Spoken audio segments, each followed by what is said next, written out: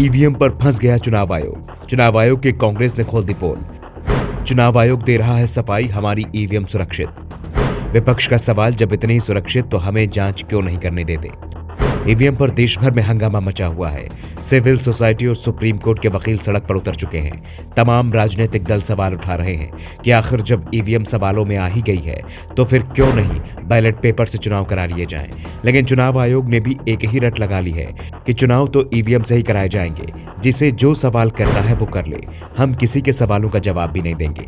आयोग की ओर से हर सवाल का एक ही जवाब है कि हम पहले ही इसका जवाब दे चुके हैं, अब कोई सफाई नहीं। जैसे ईवीएम पर सवाल उठाने वालों को सीधी चुनौती दे दी गई है कि जो बन पड़े कर ले, हम तो चुनाव ईवीएम से ही कराएंगे।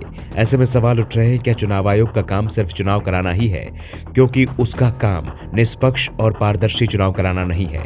अगर विपक्ष की चिंताएं हैं तो उनका समाधान कौन करेगा। अगर ईवीएम इतनी ही सुरक्षित है तो विपक्ष और सुप्रीम कोर्ट के वकीलों की ओर से जो चैलेंज चुनाव आयोग को दिया जा रहा है उसे आयोग स्वीकार क्यों नहीं कर रहा है। कहीं दाल में कुछ काला तो नहीं है, या फिर पूरी दाल ही काली है। और विपक्ष जो दावा कर रहा है कि देश की जनता बीजेपी को वोट नहीं देती, बीजेपी को ईवीएम से जिता रही है। हाल ही में राजस्थान की श्रीकरणपुर विधानसभा सीट पर चुनाव हुआ, ये ईवीएम से ही हुआ और कांग्रेस जीत गई। इसके बाद ये सवाल उठने लगे हैं कि क्या सच में ईवीएम हैक हो जाती है, क्योंकि जिस तरह से चुनाव परिणाम पिछले कुछ दिनों से सामने आए हैं उसमें दावा किया जा रहा है कि जहां काउंटिंग और वोटिंग के बीच कम अंतर होता है वहां बीजेपी चुनाव हार जाती है, लेकिन जहां अंतर ज्यादा होता है वहां वो जीत जाती है। हाल ही में 5 राज्यों के विधानसभा चुनाव हुए। सभी सर्वे छत्तीसगढ़ में बीजेपी की जबरदस्त हार की भविष्यवाणी कर रहे थे, तो मध्य प्रदेश और राजस्थान में कांटे की टक्कर बता रहे थे। तेलंगाना में कांग्रेस को सबसे बड़ी पार्टी बताया जा रहा था। इनमें तेलंगाना में सबसे आखिरी में चुनाव हुए और वोटिंग के 3 दिन बाद काउंटिंग हुई। तेलंगाना में वोटिंग और काउंटिंग के बीच ज्यादा दिन का अंतर नहीं था, वहां कांग्रेस जीत गई, और जहां ज्यादा अंतर था वहां बीजेपी जीत गई। इस बीच कांग्रेस महासचिव जयराम रमेश ने भी चुनाव आयोग के जवाब पर सवाल उठा दिए हैं। उन्होंने कहा कि ईवीएम को लेकर उनकी चिंताओं और सवालों पर चुनाव आयोग कोई ठोस जवाब देने में नाकाम रहा है। ईवीएम और वीवीपैट के संबंध में हमारे सवालों के जवाब के लिए ईसीआई एफएससी को देखने का निर्देश दे रहा है, जबकि हम कह चुके हैं कि इससे हमारी चिंताओं का हल नहीं मिल रहा है।